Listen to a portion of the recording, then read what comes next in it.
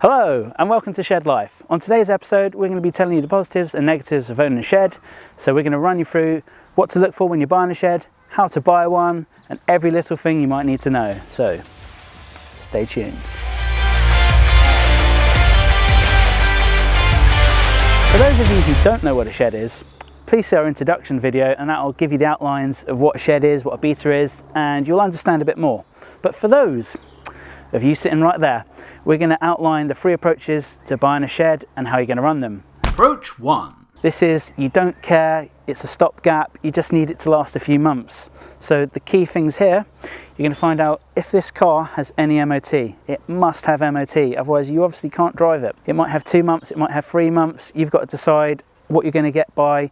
You're not going to care about anything broken as long as the car is safe. You just want to make sure it's not dangerous and it will get you to the end of your stopgap, just so it's safe, it runs, it gets to work and back, and during that time you can save up a bit of money and hopefully get to step 2 of buying a shed. Approach 2. This is the most common way of running a shed. If anything breaks, you'll fix it, but you may have some small problems like the radio not working, your rear wiper, which isn't an MOT fail. You just want it to run, and then if anything breaks, as I said, you'll fix it. You can live with the inconvenience, it's still getting you where to be. Could be a reasonably nice car, but anything which breaks, which is major, you're going to fix, but only fix it when it breaks. Approach 3. This is probably the most unconventional way of running a shed because you're going to spend a bit of money, and when we're driving sheds we don't really like to spend money, we want to keep it as cheap as possible. So this way of running a shed, you're going to change your oil often. This makes sure your engine's running nice and smoothly. You're going to look for any common problems. So for example, with a BMW E46, the cooling systems like to blow up a lot and they last about 80,000 miles. You're going to change that at around that mark or maybe just before, so you can spend £200–300. Your cooling system's then not going to blow up on a long journey leaving you stranded by the side of the road.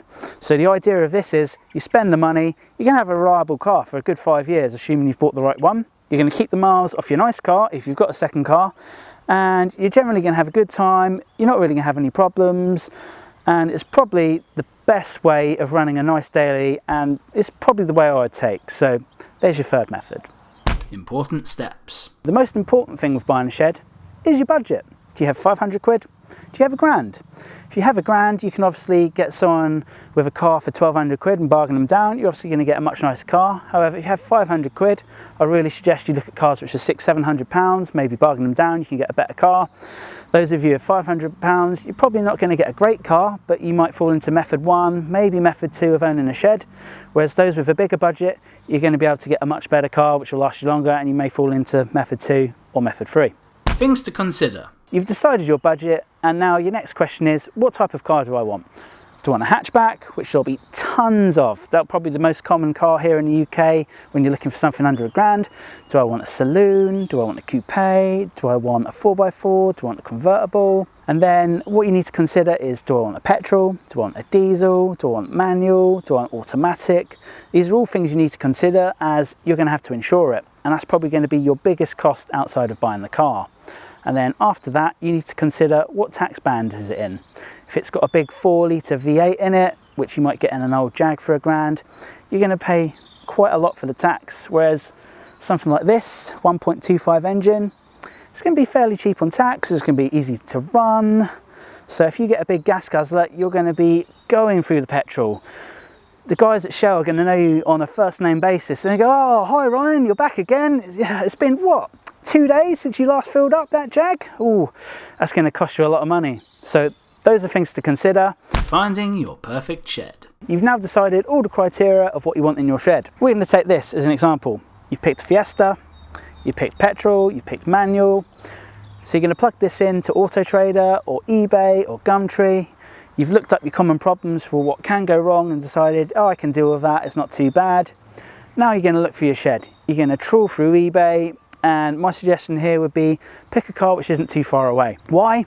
because if you go miles and miles and it's an absolute turd of a car, you don't really want to be travelling up to Newcastle if you live in Reading and then find out, oh, this guy's lied to me. It's a complete heap of junk. I'd say keep it within 30 miles. That way, if you travel, you've not wasted too much time. You know, if it is good, you've not traveled too far anyway. You're saving yourself time. My main tips would be when looking is make sure they haven't got any dodgy modifications, that it's not lowered to the floor. Generally, dodgy modifications show the owner hasn't really taken care of it. It's going to be probably owned by someone young. It's not taken care of to a great expense. You know, they've done things when they absolutely had to. If you get something which has been kept standard, they've used all the OEM stuff, it looks like it's come out of the factory, that's going to be your best bet for a shed, and you want it to be reliable and last. So that's our roundup of looking for our car. In the next episode, we're going to show you around the car and everything which could be wrong with it. So stay tuned and we'll see you next week.